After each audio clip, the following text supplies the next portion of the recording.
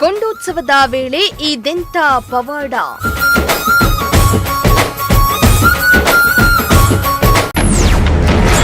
ದೇವರ ಪವಾಡ ಕಂಡು ನಿಬ್ಬೆರಗಾದ ಭಕ್ತರು.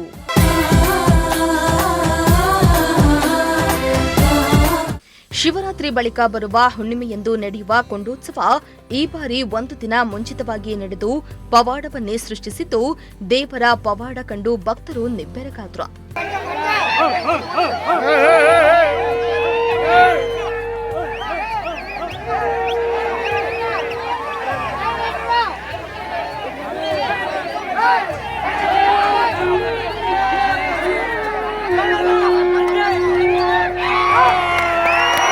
ಹೌದು, ಚಾಮರಾಜನಗರ ಜಿಲ್ಲೆಯ ಯಡಕುರಿಯಾದಲ್ಲಿ ಈ ಪವಾಡ ನಡೆದಿದ್ದು ಗ್ರಾಮಸ್ಥರೇ ಶಾಕ್ ಆಗಿದ್ದಾರೆ.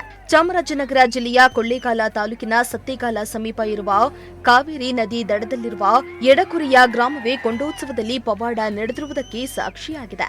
ಯಡಕುರಿಯ ಗ್ರಾಮದ ಸುತ್ತುಹೊಳೆ ಬಸವೇಶ್ವರ ಕೊಂಡೋತ್ಸವಕ್ಕೆ ಇಡೀ ಗ್ರಾಮವೇ ಸಿದ್ಧತೆಯನ್ನ ಮಾಡಿಕೊಂಡಿತ್ತು. ಅದರಂತೆ 24 ಮೊಳ ಉದ್ದ, 3 ಅಡಿ ಆಳ ಹಾಗೂ ಅಗಲ ಇರುವ ಕೊಂಡೋತ್ಸವಕ್ಕೆ ಕೆಂಡವನ್ನ ಸಿದ್ಧಪಡಿಸಲಾಗಿತ್ತು.